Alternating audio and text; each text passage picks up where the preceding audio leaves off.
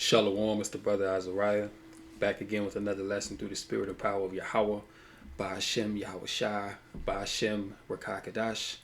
Double honors unto the elders, apostles, bishops at the great millstone. Peace and blessings to the sincere believers, the brothers pushing this truth to the four corners of the earth in righteousness and sincerity, and to the few sincere sisters listening as well. So you are say Shalom. Yahweh by Hashem Yahweh Shai Barakathum, to all the sincere believers listening. All right. So we back in the news with a couple things I want to touch on real quick. And this is one of them. It's a massive student debt strike, activists say, as millions of borrowers still aren't making payments. And one thing about it, America about to fall like a house of cards. All right. It's only a matter of time because all of the conditions are ripe for a collapse here. The economy is bad. Inflation is through the roof. People can barely afford the cost of living. They can barely afford to feed themselves, clothe themselves, put a roof over their head. And on top of all those things, majority of the population is having to pay back student loan debt. Now, some people are not as bad as others. Some may be just a couple thousand in debt, some tens of thousands. Even some people, like if you're a lawyer or you went to medical school or you went to get a PhD, in some cases you're even hundreds of thousands of dollars in debt. All right, which in this lifetime, it don't matter how much money that you make, you will never pay that back. So in these conditions, many people are defaulting on their student loans. They're refusing to pay it, and there's a strike going on. And this just shows you that the majority of the American population, they're not happy with the way that America is going, because they can't afford, like, just think about this, right? You're tens of thousands of dollars in student debt. You got to pay for a car note, you got to pay rent or mortgage, right? You got to pay for groceries, which, food is through the roof, Depending on what state you live in, well, really now it doesn't matter because every state is high to live. You see what I'm saying? So, if you got children, you gotta pay for them to go to school, and at the same time you trying to save, but it's impossible to save now because the powers that be, they've made it hard to do so because of the pressure, the squeeze that they're putting on the people. So this is why people are like, man, to hell with these damn student loans. You pay it. People, just looking at the bill and being, hey, to hell with it. So getting into it, just 60% of student loan borrowers made a payment when the bills resumed in October. So these bills have resumed in October. So that's what, 3 months ago. So people ain't been paying their bill for 3 months, and this is the overwhelming majority of people that owe, 60%. This is in essence a massive student debt strike, one activist said. Nearly a year before federal student loan payments restarted, the U.S. Department of Education warned that many borrowers could struggle to pay their bills again. So they already knew this. All right, the U.S. Department of Education, they already knew that inflation was coming. And this is one thing that people didn't expect to see. People always thought things would be cheap. People always thought that life would be affordable because remember what happened during the CV-19. They was giving out all these stimulus checks. They was paying people unemployment to stay home. A lot of people, majority of people was not working unless you were a essential worker. You know what I'm saying? So, and as a matter of fact, I remember during that time, a lot of people was getting paid so good from the government that they was getting more sitting at home on their ass than what they would have got actually going to work. So, but where was this money coming from? They was getting stimulus checks, $1,200 plus. You know what I'm saying? Where was this money coming from? America was already in debt, so they was creating this money out of thin air. But now you're seeing the residual effects of what was done during that time. Also, what you have now is you have the BRICS nations getting stronger. You see, Iran just joined the BRICS. You see, and Saudi Arabia is looking to join as well. And guess what? A lot of these nations, they're not trading in the USD no more. They're trading in their own local digital currencies. So that's hurting the dollar. All right, these nations are now cutting out the middleman, which is America, and they're doing business straight up with one another, especially in the BRICS alliance. And many other nations are looking to come on to the BRICS. So you know what that means? That means that what you're seeing now in terms of inflation, people not being able to pay things, credit card debt is at an all-time high. People will not pay that back, but they still continue to put money on these cards. Well, guess what? Everybody is coming to a point where they're going to have to do or die, pretty much. You see, because this whole financial system is about to be wiped out. And the dollar, the once almighty dollar is becoming worth less, you see? And the only worth that the dollar has is really in the minds of the people that use it, you see? And you know that it's all smoke and mirrors because people today don't even use physical money like that. Now everything is pretty much digital transaction. You know what I'm saying? And that was pushed heavy during the pandemic. You see, but now it's just a normal, everyday part of life, you know? But look, man, America, this place ain't got that much longer left. And we continue to sound the alarm and bring these things out because it's important that our people understand how dangerous things are about to get. Because we're in a time now where there's no hope. You see, this is why you have this, okay? And in 2nd Ezra 15 goes into this. It talks about sedition among men, okay? Which sedition is nothing more than separation, discontentment, separating yourself from a certain idea or a system. And this is, putting the middle finger to the system of continuous debt. All right. So yeah, people are very, very unhappy, and they really can't live having to pay all these bills, having to pay all this student loan. You see? Yeah, so it says, unless the education department is allowed to provide debt relief, we anticipate there could be a historically large increase in the amount of federal student loan delinquency and defaults as a result of the CV-19 pandemic. Blah, blah, blah. And they actually want people in debt. Because look, check this out. The Supreme Court in June blocked Joe Biden's plan to cancel up to $20,000 in student debt per borrower. Now, $20,000 to the government, that's not no money. So why could they at least have done that? But see, that just shows you that this system is wicked, man. Like they don't want you to have any kind of relief. You know what I'm saying? They don't want you to have no type of rest or comfort. See, because they want you to be a continuous slave. If they eliminate all the debt, then that's going to free people up to have more disposable income. And that's not what they want, because they want you to work until you're dead. They don't want you to retire. You see? They want you to work until you old and gray, until your body breaks down. And then what? You die and your debt is passed on. You see? That's what they want. And those warnings are now becoming real, to the point just 60% of people with federal education loans with repayments due in October paid their bill by mid-November. Outstanding student loan debt in the U.S. now exceeds $1.7 trillion, burdening Americans more than credit card or auto loan debt. You see? So there's no getting out of this, all right?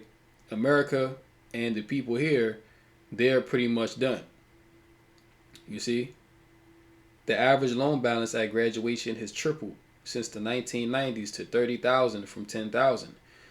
Additionally, some 7% of student loan borrowers are now more than $100,000 in debt. You see? So 7%, okay, which, that's a small fraction, but still, are over more than 100,000 in debt, which again, you can't pay that back in this lifetime. Okay, many people, they don't even see $100,000 within their lifetime. Okay, especially here in America, the way that they tax you. You see, and even if you're making 100,000 a year, well, by the time you're done with taxes, you taking home, you know, maybe 70, 80,000 a year.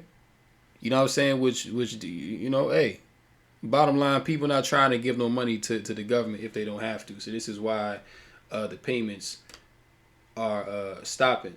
You see, and people just straight up can't afford it. You know, yeah, feeding their kids, keeping a roof over their head, throwing an average of $400 a month. Yeah, it's just crazy, man. You know, but this is part of the squeeze. You know, Esau, he trying to squeeze you into submission. All right, he's and you know, this also plays into universal basic income, because this debt is about to get so out of control, and so many jobs are about to be lost that you know, they're gonna bring about this solution of, okay, you don't have to work anymore. We can just give you a certain amount per month. But as a matter of fact, they're already testing this in certain states. But the catch is, you're gonna have to take the Neuralink, or you're gonna have to get the other chip that goes into your right or your left hand. Okay, Revelation 13-16. So these people don't even know, but they being set up for the okie doke. All right, because Esau, he about to slide in real smooth. You see, he about to slide in real smooth. Like, he just want people to catch hell, and he's gonna be your savior. Okay, coming with the MOTB. That's why it's very important to know what the mark is and what it entails. You know what I'm saying? So the true men of the Lord, the true men of Yahweh Bashem Yahushua, we can see clearly what all this is leading to. You know, and this is just one of many seditions that are going to happen. Okay, truckers are about to be, Salaki, you know, truckers are about to be revolting in high numbers. You know, farmers, you know what I'm saying? And a matter of fact, it's another article. Matter of fact, let me see if I can get that real quick. Because there's farmers in Germany that are protesting right now. If I can't find it, it's all good. But I did see that headline. Okay, that's 23. That's 23.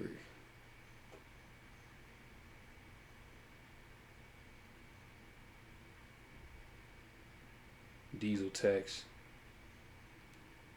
Yeah, I mean, I did see a headline. I don't want to spend too much time looking for it, but yeah, that's going on. That's going on as well. You know, a lot of farmers are unhappy because the government is taxing them, and they're also paying them to, you know, kill off, you know, destroy the crops and destroy the livestock. You know, that's not nothing new, but Esau, he's ramping up the pressure because he sees that his time is short, so he got to hurry up and you know, put these things into effect. There's another thing right here. Opinion: without federal action, hackers will continue to endanger U.S. water systems. Okay, and this is going to lead to more death. Now, we already know that the water here is tampered with. You know, they put fluoride inside the water in many places. You know, it's very small amounts of contaminants and lead is in the water. And very soon, this water ain't even about to be drinkable, because these sewage plants, and this is another thing that they're not putting on the mainstream news, but the sewage plants or the water treatment plants that treat the water, you know, those are under attack. You know, a lot of these plants are being destroyed quietly, and this is just one thing that they're blaming it on hackers. You know what I'm saying? They're saying, oh, well, the hackers are coming in and you know, they're messing with the water supply. You know what I'm saying? But at the end of the day, this is why we need Yahweh Bashem Yahushua, because we in the belly of the beast. We're in the midst of hell. And nothing that's carnal is going to save you from the destruction that's coming upon the earth. Only the Lord is going to give you that peace and comfort in this time. Ominous warnings from the federal government early this month, cautioning of the malicious cyber activity against operational technology commonly used by water and wastewater providers, must serve as a wake-up call for the nation, especially when it concerns the only public utility service we ingest. Last month, cyber actors compromised computer systems designed to control and monitor equipment used to ensure safe and reliable water and wastewater service in Aliquippa, Pennsylvania during the same time frame. The North Texas Municipal Water District experienced disrupted phones and impacted business computer systems when hackers said they obtained personal customer information. In January 2021, a hacker deleted the programs used to treat water in parts of the San Francisco Bay. 1 month later, a bad actor in Oldsmar, Florida, remotely adjusted the chemicals for the water treatment system, carrying a scenario where the area's water could have turned into poison. You see that? So this just goes to show you that nothing in this world is absolute and guaranteed. Today, the water can be completely fine. You wake up tomorrow, your water is full of poison. It's brown. Just look at how much food that they're recalling right now because of E. coli contamination and salmonella. Look, man. America is death. You see? This is the land of death and despair, man. And look, it's clear to see. You can never truly be at rest here because every time that you look up, it's always something. And this is why we hasten the coming of Yahweh B'Shem Yahweh Shai. This is why we hasten the kingdom. Because in the kingdom, we're going to finally be able to have rest, man. You can't have rest here. You can't kick your feet up and not worry about nothing here because it's always going to be something, especially in the times that we're in now. The United States has about 50,000 drinking water systems, 85% of which are government run. And that's very bad. You see, why is 85% of the water that you drink government run? That don't even sound right. And it's the same thing with the food processing plants. You see? So the food in the water, the scriptures say that we would eat our bread defiled among the Gentiles. You see that? And approximately 16,000 wastewater systems, of which around 90% are government run. So the drinking water, 85% of it is controlled by the government. And the wastewater system, so that deals with sewage and getting the contaminants out of water and stuff like that, 90%. So pretty much all of the water that you consume is controlled by the government. To put that in perspective, the nation has about 3,300 electric utilities. The disparity among each of those 50,000 systems is often stark. The sobering reality is that too many system operators have been lax in their investments in not only the physical infrastructure but also cybersecurity related areas. And look, it's bad news that much of the drinking water is controlled by the government because we know what time we're in and we know what Esau is about to come with. You know what I'm saying? This man is setting up to knock off billions. Bill Gates told you that last year. He told you that in 2024, disease X, which that could be a number of things, but we know these devils are creating stuff inside the lab as well. But he said disease X is going to knock off billions of people in 2024. That's what Bill Gates said. And is not Bill Gates one of the biggest owners of American farmland now? Didn't he buy up 70 to 75% of American farmland? So hey, like I said, we need the Lord. Really, we need to get up out of here. Because hey, as the scriptures say, if it was not for the elect's sake, no flesh would be saved. That's roughly paraphrasing. and we can move on to here because this just happened today. The Iranians, they were having a 4-year anniversary of the killing of Soleimani, and this happened. 2 bombs went off, and it deleted over 100 people. And Iran, they're already calling out America for this. You see, so this is what. This is another, well, just more escalation of what is eventually going to become the Battle of Armageddon, or in the Paleo Hebrew, Harmageddon. All right, because these nations, the tensions are very high. The scriptures say that there's a time for peace and a time for war. Well, we're in a time of war. The nations are against each other. The people are against the government. We're in a time of war. This is not a time of peace. This is why you're seeing death all over the place. The Lord has declared war upon these nations, and these nations are declaring war upon each other. So this right here, this is huge. Because why would this happen on the 4-year anniversary of the killing of Iran's former top general? Well, we know why. Because America, they trying to send a message to Iran, because Iran has been real big over there in the Red Sea. They've been very outspoken against the state of Israel and against America. Iran's main thing, or what they're still saying to this day, is death to the whore. You know what I'm saying? Read between the lines. Death to the A. That's what they be screaming over there. So the fact that this happened now, it seems very convenient. This is why Iran is calling them out. But let's check this video out real quick, and we'll get back.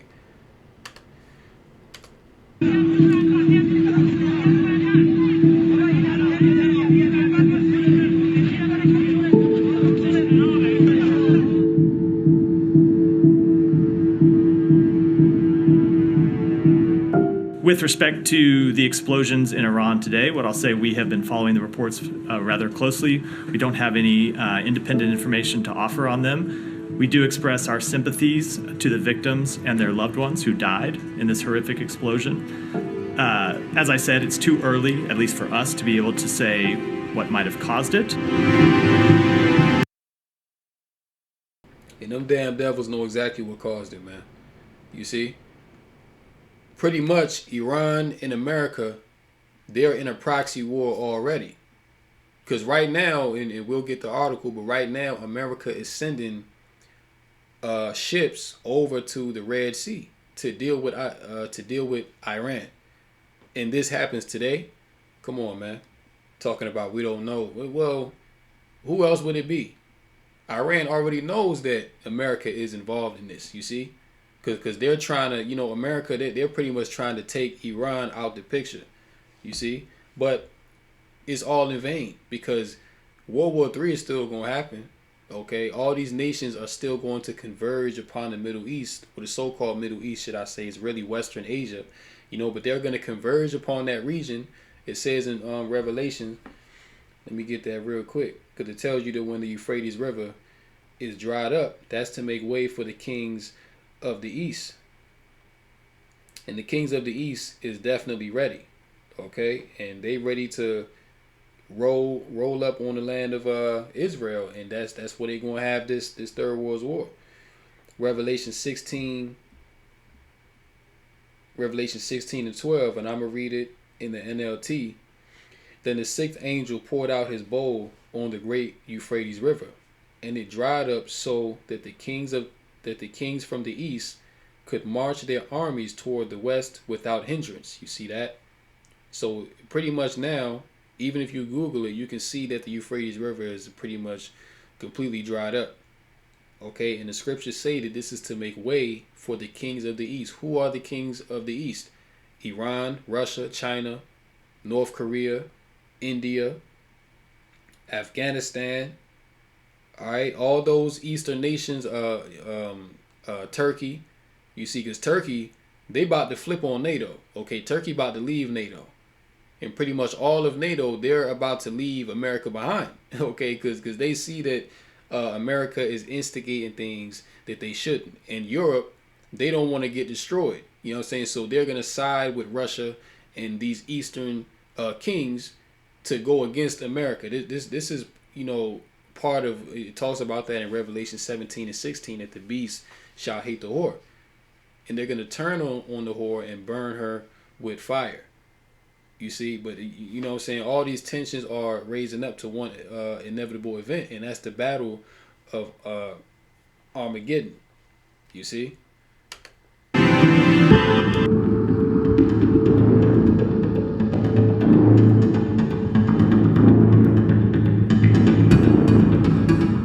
The United States was not involved in any way, and any suggestion to the contrary is ridiculous.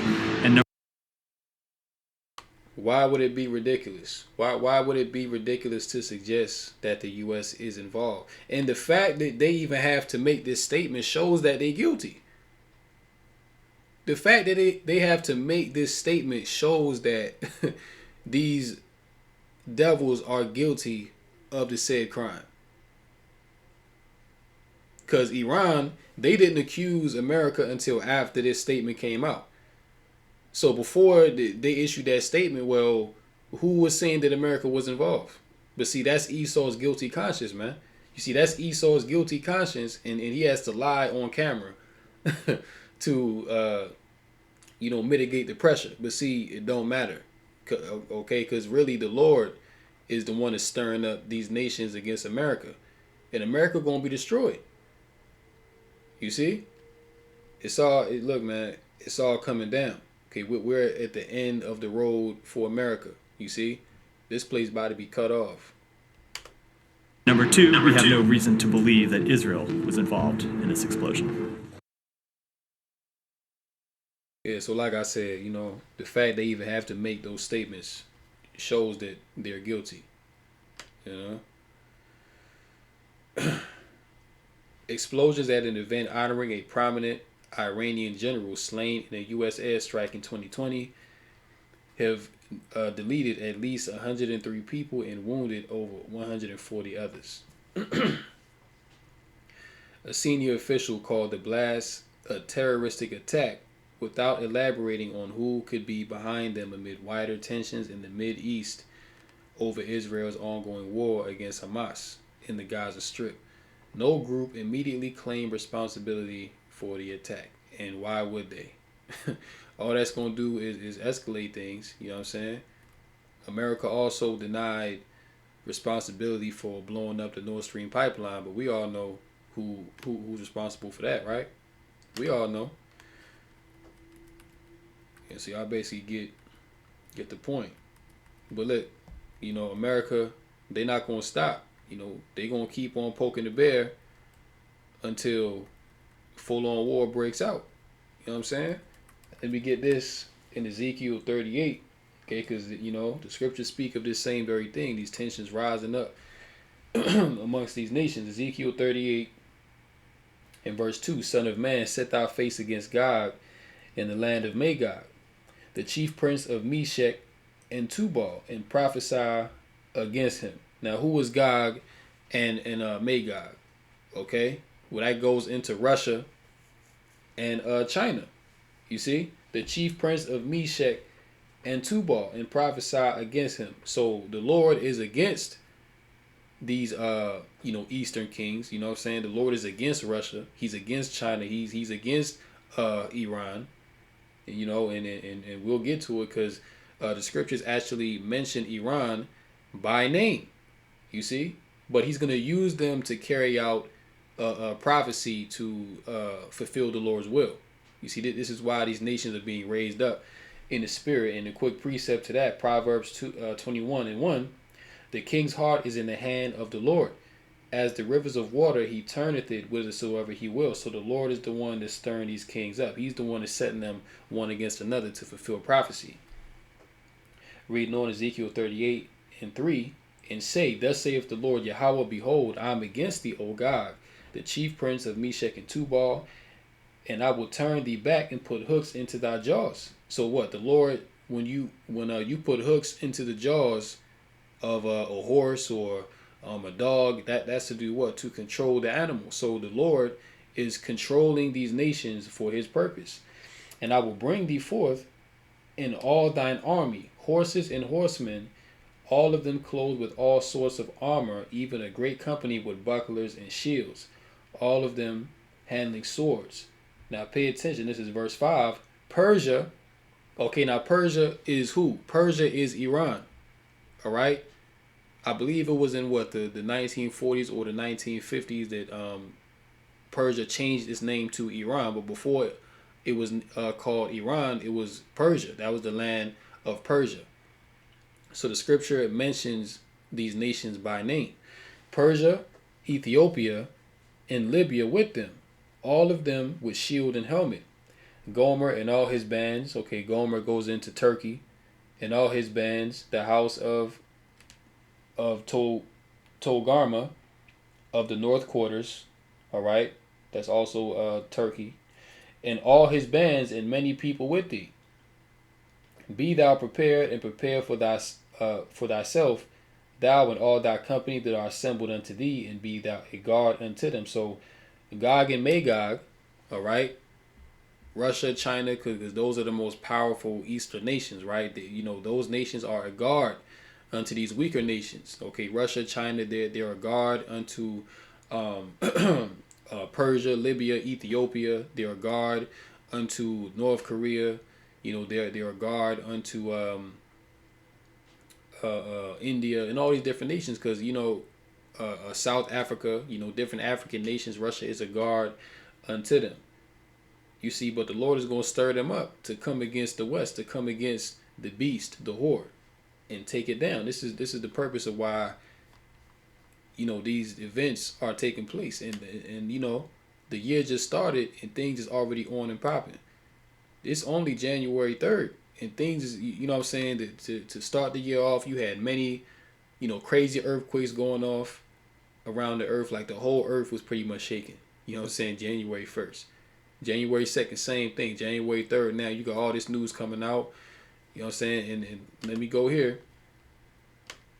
Okay, check out this headline. Biden official gets heated and clash with reporter who asks if U.S. has escalated Gaza war with Red Sea presence.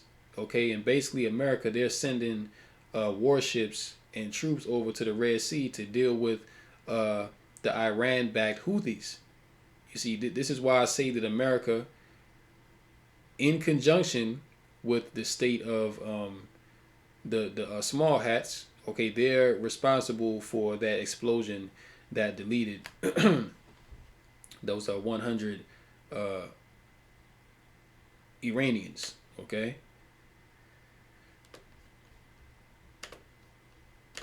You said that the United States doesn't want a second front, and you also said that Israel has a right and responsibility to go after Hamas leadership, but isn't the United States and the president, aren't they exactly widening and escalating this, given the fact that the U.S. is supporting chasing Hamas leadership outside of Gaza? I mean, the fact that it's going into Lebanon, a sovereign nation. Again, your question is presuming an awful lot, and is presuming that I said things I didn't say. I'm not confirming that. And look how defensive that this devil gets. She's just asking the question. Aren't you escalating things by sending more warships into the Red Sea? Aren't you escalating things by bucking up against Iran? Aren't you escalating things by sending more troops into that region? It's a simple question, but look how defensive that he gets. And he's that defensive because it is an escalation. This is what they want. Let's continue. The Israelis took this airstrike. I would refer you to them to speak to their military operations. I did. Nevertheless, I'm not confirming that they took this strike. They have a right and responsibility to go after Hamas leadership, and we expect that they'll do that in accordance with international law. Nothing's changed about the fact that we don't want the conflict to widen. I mean, heck, my opening statement was 4 or 5 pages worth of talking about all the kind of capabilities that the president's putting in the region to prevent that very outcome. Okay, so let me follow up on that. And they don't want to prevent it. See, what they really want is for Iran to bow down. They want Russia to bow down. Okay, they want the Palestinians to just bow down and do what America say. That's really what they want. But since that's not going to happen, they have to escalate things. Okay, America, they have to so-called bring the pain to these nations so that they can get what they want. But once again, this is all leading to world war. All right, things are just going to escalate. Things are just going to get hotter until the inevitable comes to pass. All right, you go into Joel, the 3rd chapter, it speaks about that. Okay, gather together the nations for war.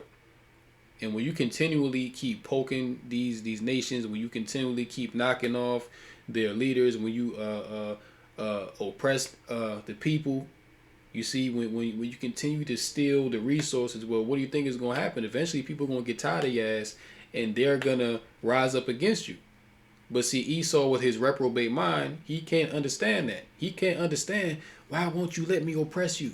Why won't you just let me destroy you and take what I want? He doesn't understand because he's reprobate. You see, Esau, he's a reprobate demon, man. So you know him, you resisting his will, him, you know, you as a nation resisting him, trying to destroy you, destroy your people, destroy your culture. To him, you are wrong for that. Okay. You just need to bow down. You know what I'm saying? You just need to lay down and just let me do what I want to do. And years ago, that's what would have happened. But see, now that these nations have equalized the playing field of war, okay, now these so-called weaker nations, now they got nukes. Okay, now they got strong militaries. Okay, now they got the backing of Russia, China. You know what I'm saying? So now they have the capabilities to fight against America and their allies. You see?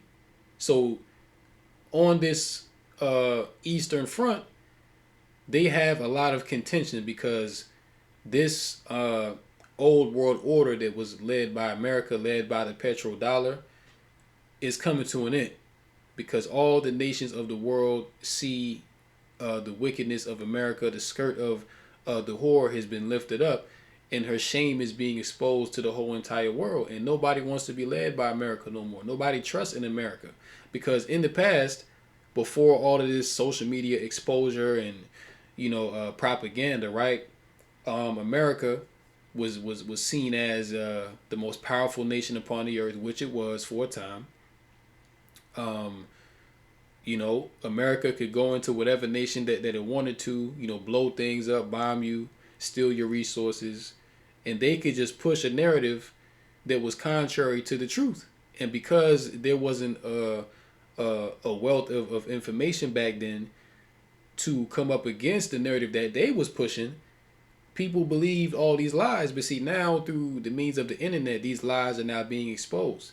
So America, they're on the hot seat now. They're on the hot seat.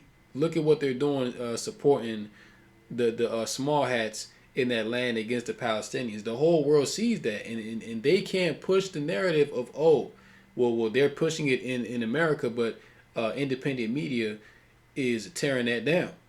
They can't push the narrative of, we're the victims, and we need to save the Israelis because they're the victims. No, you can't push that no more because the truth is out.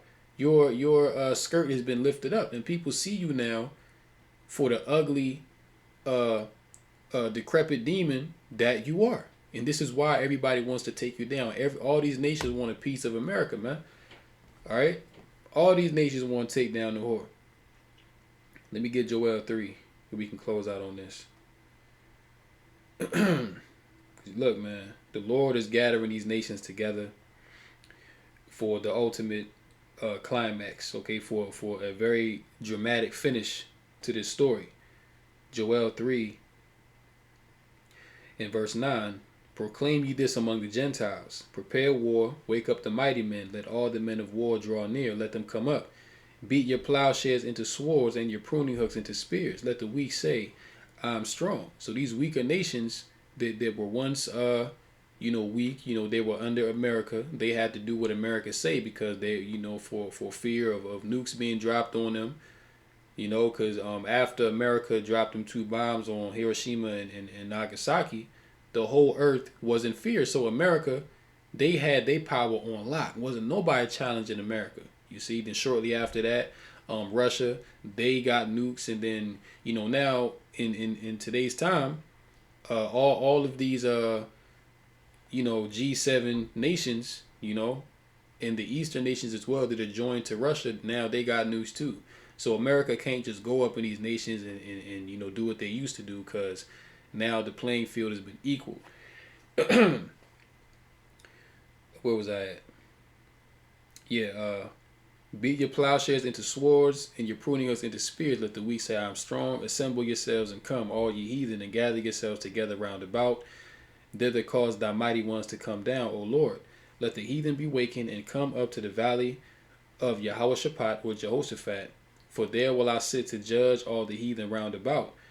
Put ye in the sickle, for the harvest is ripe. Come, get you down, for the press is full, the fast overflow, for their wickedness is great.